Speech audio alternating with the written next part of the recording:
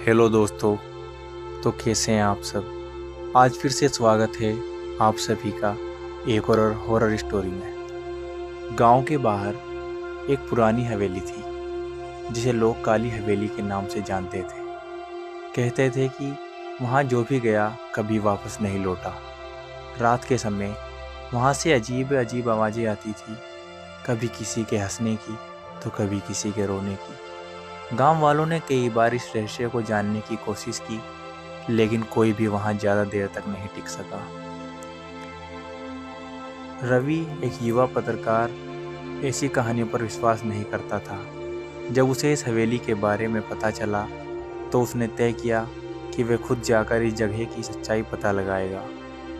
गांव वालों ने उसे समझाने की बहुत कोशिश की, लेकिन वह अपनी जिद पर अड़ा रहा। रवि ने अपने साथ एक कैमरा, टॉर्च, कुछ जरूरी सामान लिया और रात के समय हवेली की ओर बढ़ा। हवेली का विशाल गेट जंग से भरा हुआ था, जैसे सालों से किसी ने उसे छुआ ना हो। किसी तरह उसने गेट खोला और अंदर चला गया। हवेली के अंदर घना अंधेरा था। दीवारों पर मकड़ियों के जाले थे और चारों ओर धूल की मोटी परत जमी हुई थी। जैसे ही रवि ने आगे कदम बढ़ाया, उसे किसी के चलने की आवाज़ सुनाई दी। उसने टॉर्च जलाकर चारों ओर देखा, लेकिन वहाँ कोई नहीं था। अचानक उसे एक पुरानी घड़ी दिखाई दी, जो रात के ठीक 12 बजते ही अपने आप बजने लगी।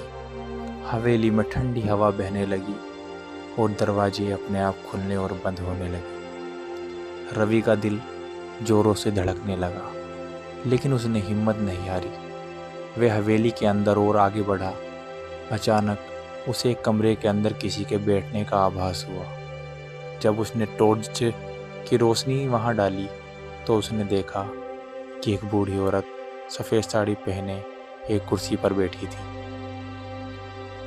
रवि ने हिम्मत करके पूछा, आप कौन हैं? बूढ़ी औरत धीरे धीरे उसकी ओर देखने लगी।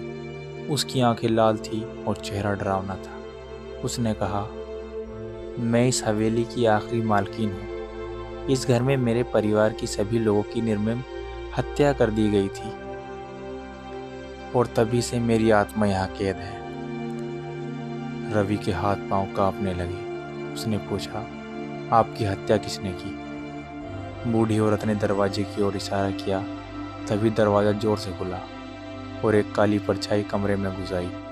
ये परछाई धीरे धीरे रवि की ओर बढ़ने लगी।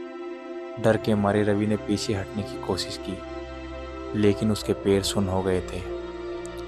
अचानक हवेली में तेज चीखों की आवाज़ गूंजने लगी। दरवाजे और खिड़कियां जोर जोर से खुलने बंद होने लगी। रवि ने अपनी पूरी ताकत लगाकर वहां से भागने की कोशिश की। जैसे ही वह हवेली के गेट तक पहुंचा, उसने महसूस किया कि कोई उसे पीछे खींच रहा है। रवि जोर से चिल्लाया और पूरे जोर से खुद को छुड़ाकर हवेली से बाहर कूद पड़ा।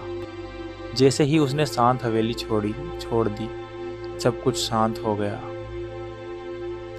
अगली सुबह गांव वालों ने रवि को अचेत अवस्था में हवेली के पास पाया। जब वे होश में आया तो उसने डर के मारे हवेली के बारे में कुछ भी नहीं बताया।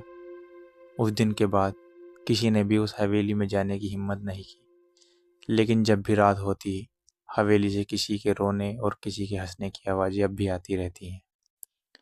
तो दोस्तों, कैसी लगी आपको हमारी हॉरर स्टोरी? अगर पसंद आई हो तो कमेंट करें और चैनल को सब्सक्राइब करें। मैं आपका भाई हारिश।